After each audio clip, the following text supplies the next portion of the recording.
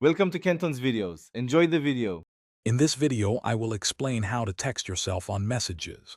First, open your preferred messaging application on your smartphone.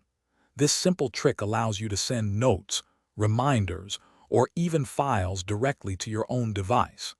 It's a handy way to keep important information accessible without cluttering your main conversations. We'll cover the straightforward process, ensuring you can easily master this useful feature in just a few moments.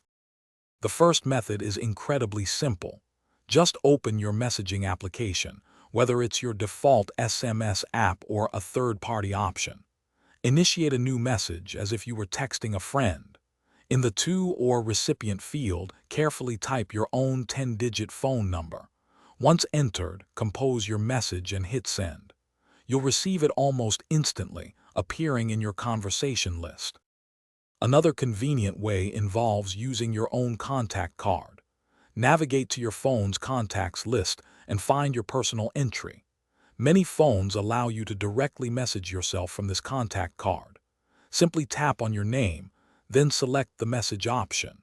This can save you a few seconds compared to manually typing your number each time, especially if you frequently send yourself notes or links. Texting yourself offers numerous practical benefits. It's perfect for jotting down quick reminders, like pick up milk or call 5 o'clock. You can also forward important links, articles, or photos to yourself for easy retrieval later.